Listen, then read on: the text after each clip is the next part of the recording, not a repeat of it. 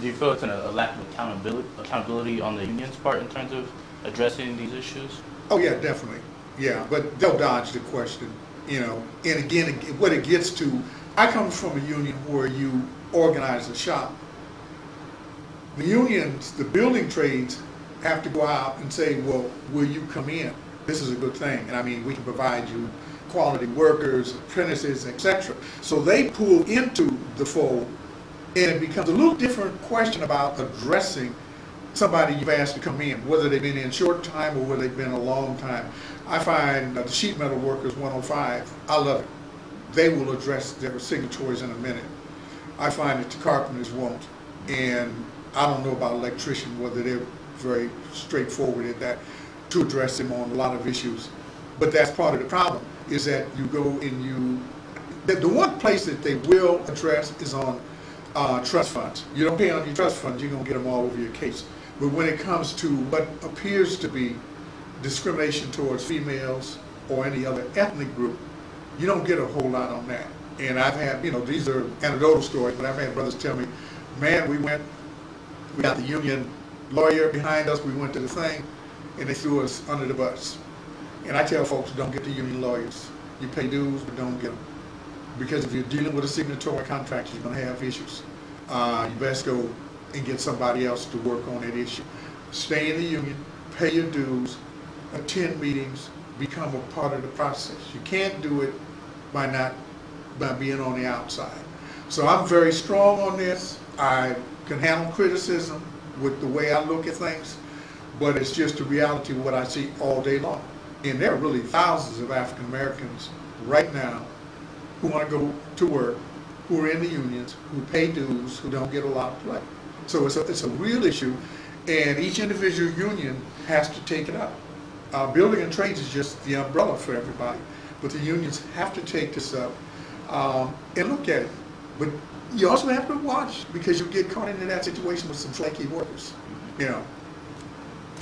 All right, so I sort of see like two big issues. I don't know if they're like more like big general issues, but one would be getting black workers into the trades, whether that be through getting them into apprenticeships and through apprenticeships, or just getting them interested in like looking into the trade as a meaningful way of life. And then another one would be getting the black workers who are already, I guess, journeymen, who are already part of these unions, actual jobs. Yeah. Yeah, you start, and this is Brother Halisi, he's just really good. He's been trying to get the knuckleheads in his communities for years into the trades. And I've talked to many guys who are go home to the neighborhood and folks see how well they're doing. But there's not that incentive. There's just not that move by the usual folks. You have to, there's a lot of little things that play into how you get people to look at it, and they have to start at the bottom. I use the set thing a lot of times in talking to the brothers and say, look, when you come in, new kid in the block, or you're in the set, and you decide that you want to move up, they're not going to let you come up and run nothing. And the same thing in the union. You're going to come in, you're going to pass the test, if that particular union requires a test, you're going to get in, and you're going to have to do what everybody else does. You're going to have to be there on time, you're going to have to hustle, you're going to have to go to school, and if you don't go to school, you're out. And you're going to have to hang with somebody who can mentor you. And one of the things you need to do is stay off on the job, watch who you talk to and how you talk. You're African American, you may not be liked by anybody, but that's okay. When they look up, man, Charles sure does good work.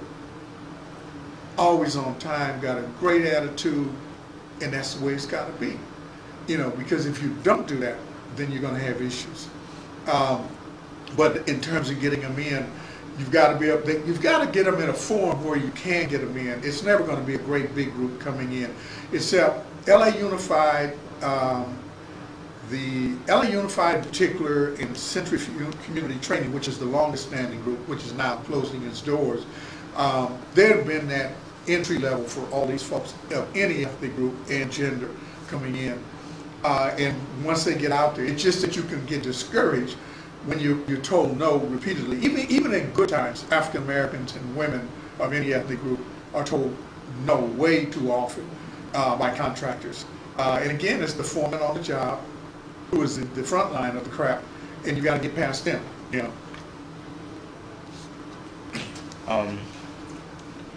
So I was talking to a member of a trade who actually went to the apprenticeship program and everything, and he mentioned that one of the big things is like, I guess, deference in terms of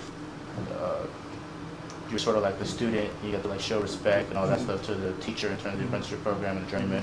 Do you feel like that's an issue, that becomes an issue for black workers, just maybe feeling stigmatized having all these white workers who are just for the journeymen or the I guess like the teachers and everything, and feeling like they might be being racially picked on as opposed to being... No, you know what? I think if you've gone through the steps, I'll just, excuse me, if you take the electrical trade, hard heck to get in. You got to have your high school diploma. You should have been at least a C+ in your math. You got to go take this test over in Commerce, and when you go, and I caution people all the time, go over there a couple hours early, sit around, study, read the newspaper. You're going to be with 200 or 300 other people. There'll be a percent that won't even get in the door because they didn't come with all what they need. By the time you've gone through that process and you pass high enough in the test where you're going to be considered for an oral interview, and you go through that, you know what you're coming into. And that's going to be the piece. Once you get in there and you understand what's happening on the job. Now, let me go to iron workers. You got to have a little tougher skin there because they have a whole nother attitude. But again, you've gotten into the process. You are a bona fide apprentice now, and you're going to do the grunt work that all first period apprentices do in any of the trades, and you just have to do it. For the most part, you're not going to be disrespected based on your ethnic background or your gender. And women really are in a good position now. Companies are not going to get sued over some dumb male worker with some dumb comments. So that's a plus on that end. You know, some folks come with a bad attitude, and it's not going to work for them any kind of way. But no, I don't see that as a major issue. You know. Okay. So there are these programs, like you mentioned, the We Build and Central Community Training. Yeah. That sort of work as pre-apprenticeship programs. Yeah. That aren't necessarily minority specific, right? They're what? They're not minority specific at all. No, they're just for anybody who sits within the district. You know, when we were doing the Alameda Corridor project over on Alameda, Century Community Training was actually the Carpenters Educational Institute. The Carpenters had gotten tired of it, basically. They had run it for a number of years. It was an African-American man who really put that whole piece together. So Century came and took it over. There were boundaries, rather big boundaries, but not big enough. And so it was open to anybody who fit within those areas. Once the Alameda Corps was open, it opened up. So it's just anybody who comes through. I've actually got people who live in Whittier and elsewhere in the Century for training so that they can then go on a job. And if there wasn't a zip code specific type, then they could get into the to those particular colleges or jobs. So yeah, no, and it's just a matter of whether you sit within the boundaries of it. Ethnically, it didn't matter. It doesn't matter who you are. You just come through. The big issue is getting on to the jobs out there.